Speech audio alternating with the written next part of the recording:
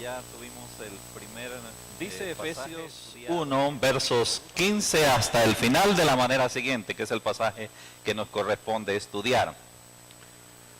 Por esta causa también yo, habiendo oído de vuestra fe en el Señor Jesús y de vuestro amor para con todos los santos, no ceso de dar gracias por vosotros, haciendo memoria de vosotros en mis oraciones, para que el Dios de nuestro Señor Jesucristo, el Padre de gloria, os dé espíritu de sabiduría y de revelación en el conocimiento de Él, alumbrando los ojos de vuestro entendimiento, para que sepáis cuál es la esperanza a que Él os ha llamado y cuáles las riquezas de la gloria de su herencia en los santos, y cuál la supereminente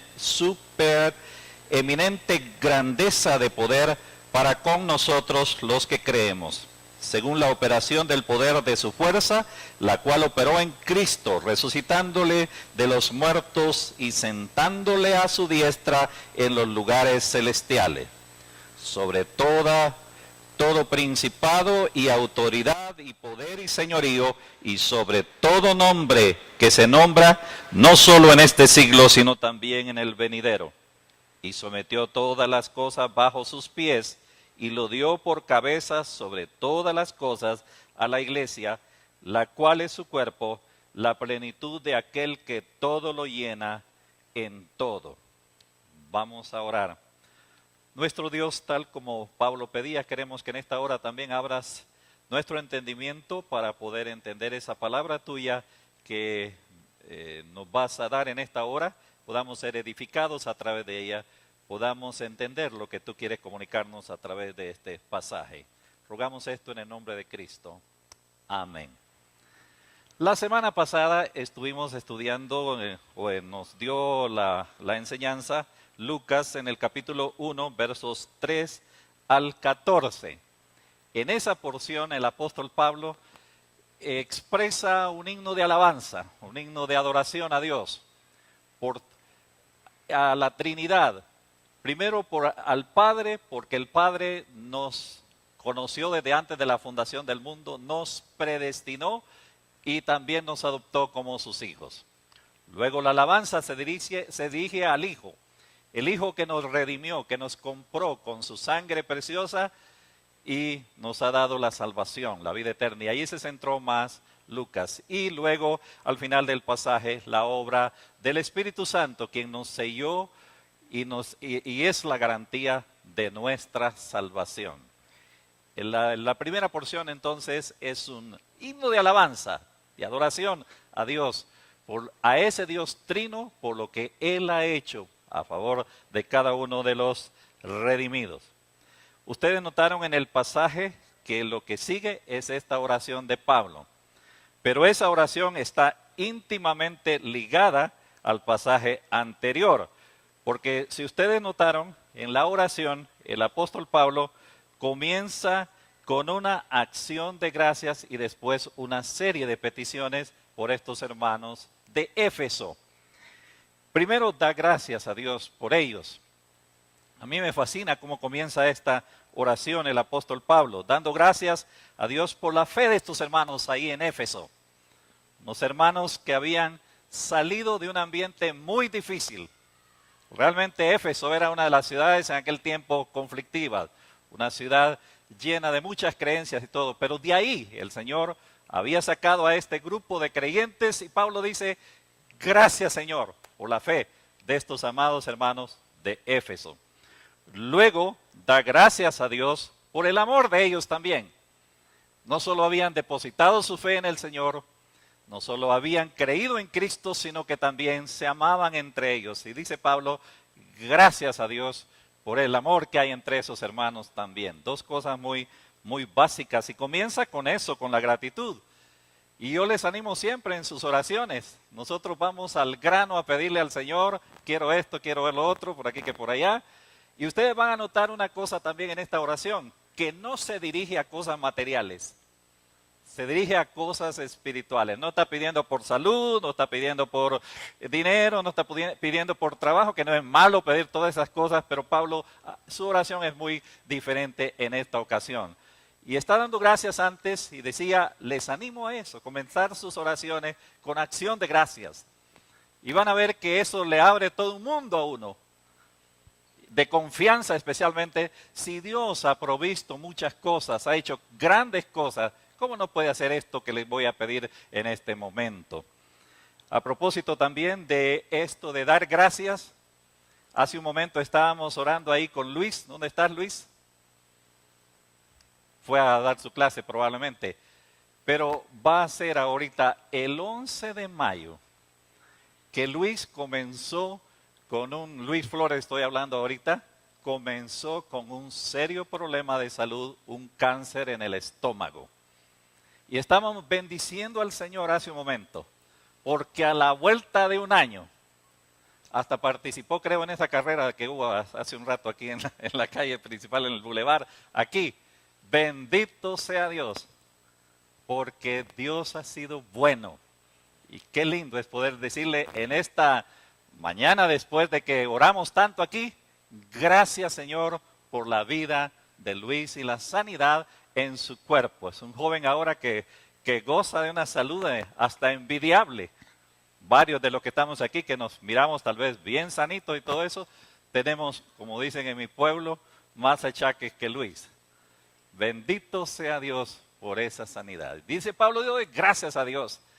Quiero compartirles algo que no es obviamente ningún secreto, pero el momento para dar gracias por los nombres que me acuerdo. No voy a ser mentiroso ahora y decirle yo doy gracias a Dios por todos ustedes, pero generalmente me acuerdo de una buena parte de ustedes. Y hay dos momentos de mi vida cuando yo me dedico a dar gracias por ustedes. Y no quiero fanfarronear delante de ustedes, pero es las 5 de la mañana cuando salgo a mis rutinas de ejercicio. Y puedo ahí contemplando los volcanes, ahí el de agua y el de fuego, dar gracias a Dios ahí corriendo. Gracias a Dios nunca me he tropezado. Pero dar gracias por ustedes, por la fe de ustedes, el amor de ustedes, la dedicación de ustedes. Y he encontrado otro momento muy especial y que les animo a hacer eso también, si lo quieren hacer, por supuesto. Y es el momento cuando se atasca el tráfico en la avenida para acá, cada día. En vez de estar refunfuñando ahí, echando rayos a medio mundo, mejor me dedico ahí en el camino, no cierro mis ojos. No vaya a creer, no cierro mis ojos, pero a dar gracias a Dios por ustedes también. Y me han resultado ser los momentos más bellos de mi vida en la relación con ustedes, de dar gracias a Dios por cada uno de ustedes. Hay motivos en abundancia para decirle gracias Señor por fulano, por mengano, por mi hermana, por el niño la niña aquella. Ha sido un tiempo muy bendecido y quiero en la presencia del Señor decirles que estoy queriendo aprender de este hombre Pablo, tan agradecido, ese corazón pastoral que siempre he querido aprender del gran apóstol, tan preocupado, tan entregado a la intercesión por sus hermanos. Y espero seguirlo haciendo. Ojalá ustedes se acuerden de este servidor también. Bendícelo, guárdalo, Señor, lo que quieran pedir. Pero después de esa acción de gracias con la cual comienza el apóstol Pablo, ahora va a presentar algunas peticiones. Y les repito, me encanta también que no se dirige a cosas materiales, que no estoy diciendo que es malo, que trabajo, que dinero, que problemas familiares, que esto y que lo otro, sino que se dirige a otras cosas, sus peticiones aquí, al menos en estas dos oraciones que hay en la carta a los Efesios. Hay dos momentos en que Pablo se detiene a orar ahí o a expresar lo que él siente por sus hermanos también ahí en Éfeso. Ahora noten la primera petición ahí en el pasaje. Dice en el verso 16 que no ceso de dar gracias por vosotros, haciendo memoria de vosotros en mis oraciones. Y aquí viene la primera cosa que menciona él, para que el Dios de nuestro Señor Jesucristo, el Padre de gloria, el Padre glorioso, os dé espíritu de sabiduría y de revelación en el conocimiento de Él. ¿Cuál es la primera petición? Que Dios les dé espíritu de ¿qué? De sabiduría y conocimiento, ¿verdad? De revelación en el conocimiento de Él, de Dios. Ahora, eso sí está estrechamente relacionado con lo que acaba de mencionar en el pasaje anterior. Cuando nos ha hablado, como dice, bendito en el verso 3, bendito el Dios y Padre de nuestro Señor Jesucristo, que nos bendijo con toda bendición espiritual en los lugares celestiales, según nos escogió en Él antes de la fundación del mundo, para que fuésemos santos y sin mancha delante de Él. Nos escogió, nos predestinó, nos adoptó como sus hijos. Les pregunto en esta mañana, ¿ustedes entienden todo eso? ¿Ah? ¿Entienden cómo es que Dios los haya escogido antes de la fundación del mundo?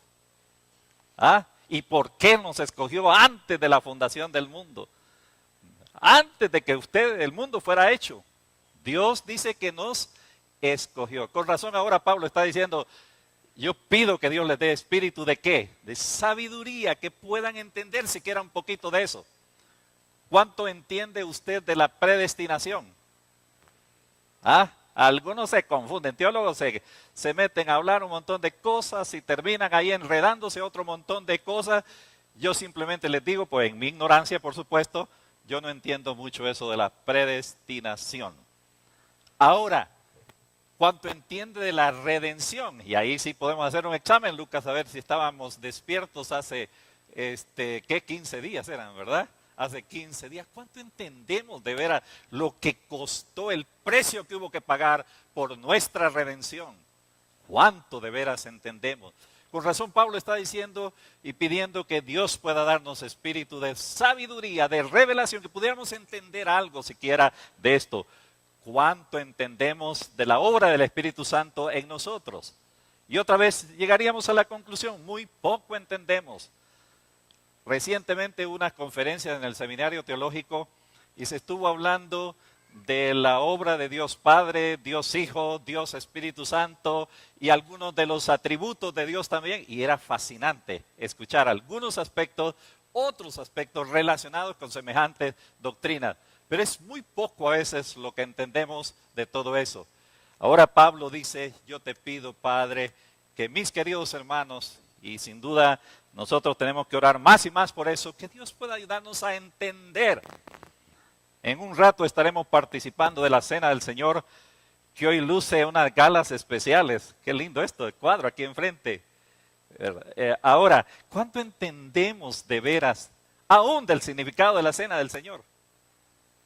Llegamos al final de una reunión como esta, vamos a participar de la cena, nos dan los elementos ahí, pero ojalá este día sea el día para ponerle un poco de pensamiento a esto y entender siquiera un poquito qué es realmente lo que Dios ha hecho y por qué estamos tan agradecidos recordando esa obra de Cristo en la cruz del Calvario. Pero la palabra sabiduría, y en el pasaje también, no solo tiene que ver con entender eso. Para mí también sabiduría en el pasaje, entender lo que Dios ha hecho por nosotros, sabiduría en el pasaje tiene que ver con ese discernimiento, no solo de cosas profundas, que eso nos costará, y les vamos a dejar mejor un poco a los teólogos eso, pero el discernimiento de las cosas básicas de la vida para poder aplicarlas de veras, esa palabra que ya conocemos. Si no entendemos nada de la predestinación, no se preocupe. Pero lo que usted entiende, ni siquiera aún de la redención, ojalá entendamos mucho, pero no se preocupe tanto por eso. Lo que usted sabe, que Dios y lo que yo sé, Dios pueda darnos discernimiento, entendimiento para poder vivir, practicar eso que sabemos. Cosas tan sencillas, por ejemplo. Sabemos que no debemos de mentir, ¿sí o no? ¿Ah? Pero ¿cuántas mentiritas se nos salieron ya hoy? ¿Ah? Y aquí podría haber una mañana de confesiones. ¿Cuántas mentiritas? Sabemos que no debemos de tener malos pensamientos en nuestra cabecita, pero ¿cuántos pensamientos? ¿Ah? Sabemos que hemos de ser corteses, por ejemplo, ¿ya? Otras veces yo he bromeado con ustedes que cómo reaccionamos nosotros cuando en la calle nos dicen cosas duras, ¿verdad? El otro día, ahí por descuido me metí un poquito a un taxista y el taxista se tuvo que hacer ahí y yo después iba muy culpable de haber casi provocado un accidente. Pero ¿qué no me dijo el taxista? Y tratando de vivir lo que sé, le dije en mis adentros, Señor, gracias por haberme guardado. Pero gracias por ese taxista. Si es creyente, que se arrepienta. Lo que le dijo a tu siervo no va a hacer que le venga un mal mayor en la vida. Y si no es creyente, que se convierta, Señor. Pero tenemos que luchar día a día con poner en la práctica lo que ya sabemos. Yo te ruego, Padre, dice que tú le des espíritu de ¿qué? Conocimiento, puedan no solo conocer. Yo creo que, y lo he dicho otro montón de veces acá, podemos caer en el problema de ser creyentes cebollas. ¿Ah? Ya saben qué es eso de creyentes cebollas, ¿verdad? El montón de conocimientos que parece una cebolla ahí grande y la ramita ahí delgadita. Es decir, que sabemos bastante, pero muy poco vivimos, practicamos en la vida.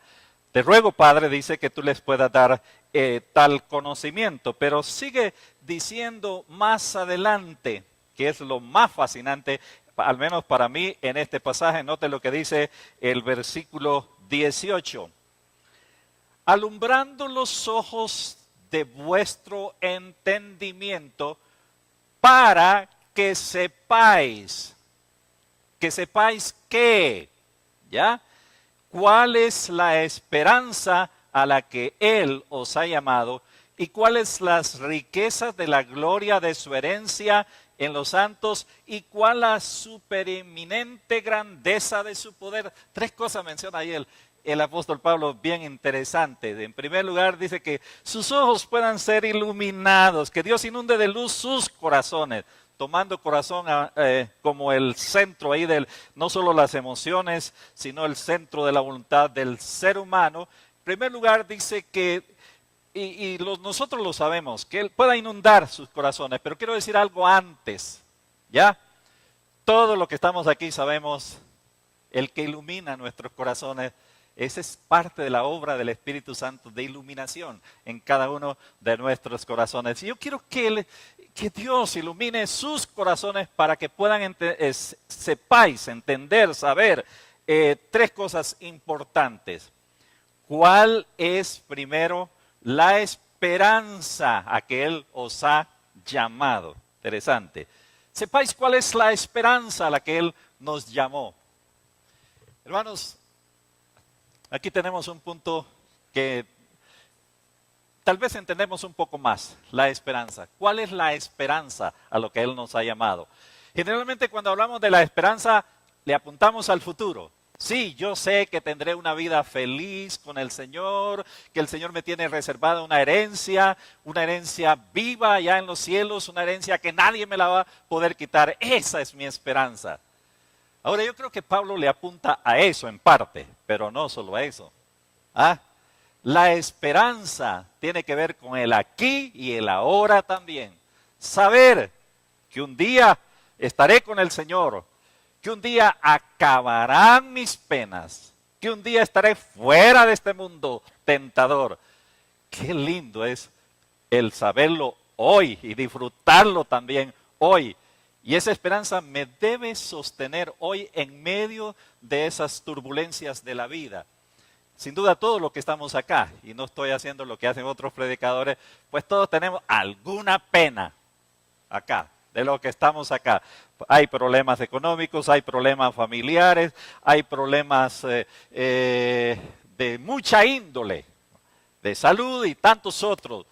¿Cómo la esperanza que yo tengo en el futuro afecta eso en mi vida? Afecta el presente, el hoy, en los problemas que yo tengo. No estoy diciendo que me va a afectar, que me trastorna más, sino cómo me ayuda más bien el saber que el Señor está conmigo, que Él me dio esa esperanza y que hoy puedo disfrutar también de esa esperanza sabiendo que Él está a mi lado, que Él me va a guiar, que Él me va a sostener aún en medio de esas turbulencias de la vida. Pero la esperanza también tiene que ver con aspectos de la vida.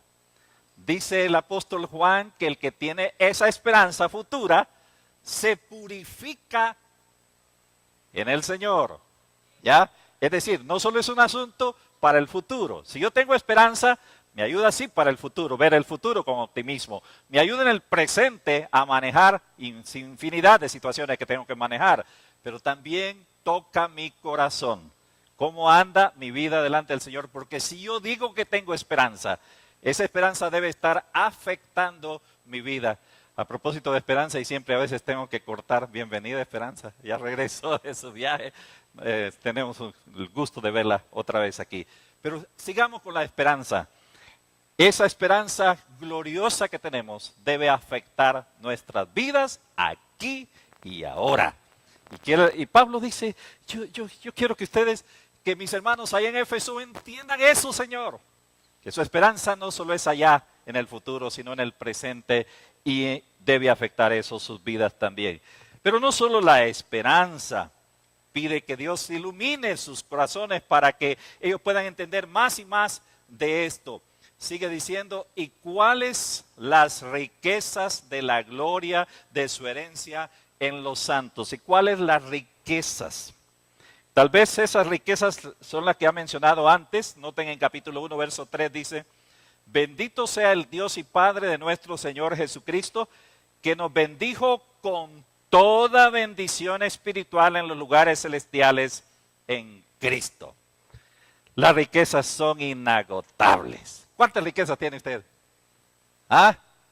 No estoy pensando ahorita en lo material porque Pablo no piensa en este pasaje en lo material, en este momento. Está pensando en las riquezas espirituales que tenemos. Haber sido adoptados hijos suyos, haber sido redimidos por la sangre de Cristo, tener el Espíritu Santo que mora en nuestros corazones. Miles de promesas en la Escritura. Realmente, hermanos, somos la gente más rica de este mundo. Pero la pregunta del millón es, ¿vivimos como tales? Como la gente más rica de este mundo. No estoy hablando económicamente. ¿Vivimos como la gente más rica de este mundo? ¿Ah? ¿O nos pasa como les pasó a un pobre hombre que compró un boleto para un crucero? Ahí. Y no se fijó, porque era quizás primera vez el pobre que iba en un crucero, no se fijó que el boleto incluía la comida buffet todo el tiempo del crucero. Pero por si las moscas, como no sabía él, como decimos todos, ¿verdad? Por si las moscas, él llevó su bolsa de pan, ¿verdad? Pero como no leyó bien que incluía la comida, pasó todos los 3 días del crucero comiendo pan y agua. Y el tercer día el pan ya estaba un poco duro y feo y todo eso, pero ni modo. Hasta el final casi alguien le dijo, si su boleto incluye, usted puede ir a comer todos esos bufetes que hay ahí, ¿verdad? De comer toda esa comida, la que usted quiera. Me temo que a veces nos pasa eso en la vida. Teniendo todas las bendiciones, ¿seguimos qué? ¿Ah? Seguimos comiendo amarguras, seguimos comiendo tristezas, seguimos comiendo derrotas, tantas cosas. Perdona que se lo alegorice tanto, pero esa es la realidad de la vida. Que siendo ricos, vivimos como los más miserables de este mundo. Algunos creyentes, no estoy hablando de ustedes, son otros, de por allá, otras iglesias por allá lejos. ¿Ya? Que el Señor nos ayude a disfrutar de todo lo que tenemos, la riqueza que tenemos en el Señor. ¿Podemos vivir contentos aún en medio de las pruebas, hermanos? ¿Ah? ¿Podemos manejar el estrés del tráfico? Ya, eso es lo que nos preocupa tanto. ¿Podemos? ¿Ah? ¿Podemos vencer la tentación? Podemos. Si nosotros tenemos todas las bendiciones, y no solo las bendiciones, luego va a mencionar en el pasaje el apóstol Pablo, tenemos todo el poder. Miren lo que sigue diciendo, porque esta es tal vez la cosa más impresionante aquí en este pasaje. Note lo que dice. en el versículo 19, y cuál la supereminente grandeza de su poder para con nosotros lo que creemos. Ahora, ¿cuál es ese poder? Sigan leyendo el versículo. Note lo que dice. Según la operación del poder de su fuerza, la cual operó en Cristo, resucitándole de los muertos y sentándole a su diestra en los lugares celestiales. Y luego describe un poco más acerca de Cristo. Pero es fascinante pensar. Hace unas semanas atrás celebrábamos la resurrección. ¡Ja! ¡Qué poder el del Señor! Remover esa piedra. Levantar al Hijo de Dios ahí de entre los muertos. ¡Qué glorioso! ¡Qué maravilloso! El apóstol Pablo está diciendo, ese mismo poder es suyo. Y es mío. ¿Para qué? ¿Ah? Para vivir la vida que Dios quiere que vivamos. Para disfrutar todo lo que significa la vida cristiana. Hermanos, tenemos todo el poder. ¿El poder que viene de dónde? De Dios. ¿Para qué? Para disfrutar toda la bendición que Dios nos ha dado, que se menciona en ese primer capítulo. Y no solo eso, sino mucho más. Disfrutar de todo lo que Dios nos ha preparado a nosotros como personas que hemos creído miserables pecadores que un día reconocimos nuestra necesidad espiritual, abrimos nuestro corazón al Señor, nos apropiamos, sin entender que habíamos sido predestinados y que habíamos sido escogidos por Dios, sin entender mucho de la redención y la obra del Espíritu Santo, pero creímos en el Señor. Y nos fue dado todo ¿qué? Poder. Y otra vez viene la pregunta necia, dirían ustedes, ¿pero por qué tanta derrota en nuestras vidas? Teniendo tanto poder.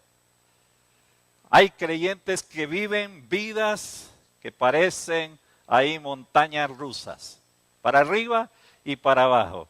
Ahora bien, contentos, felices, gloria a Dios, mañana maldiciendo. Y pasado mañana medio levantándose. Ahí vamos, dando tumbos en la vida, cuando podemos vivir vidas preciosas delante del Señor. Vidas plenas. Jesús lo dijo. Yo he venido ¿para qué? Para que tengan vida y para que la tengan ¿en qué?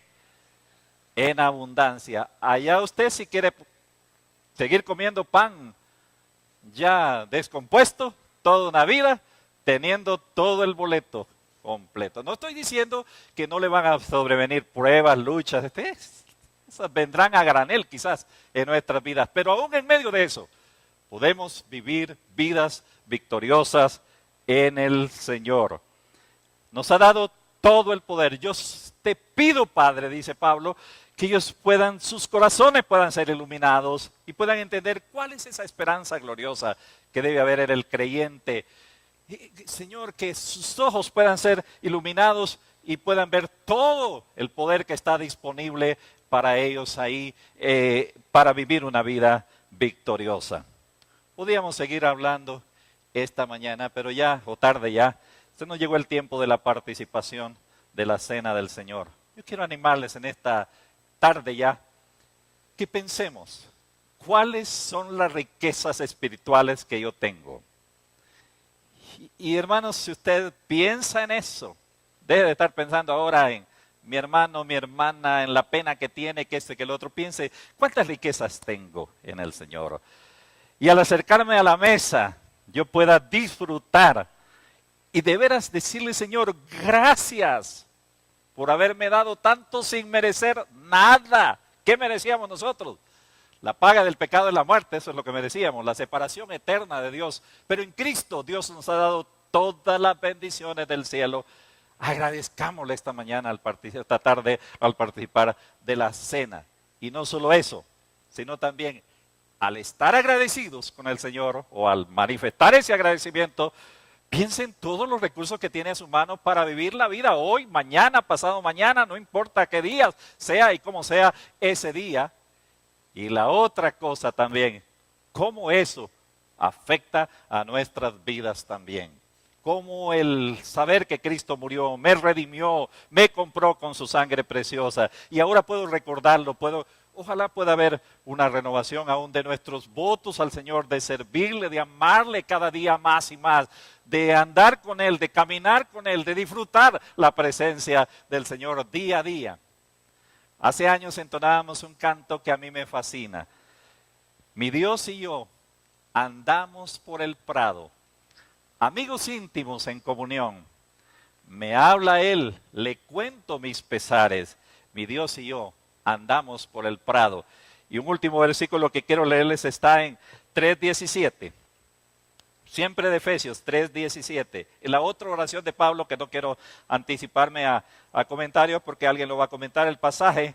Pero aquí pide algo Pablo en esta oración, que es lo que me gustaría que usted meditara también ahora. 3:17 dice, para que habite Cristo por la fe en vuestros corazones, a fin de que arraigados y cimentados en amor seáis plenamente capaces de comprender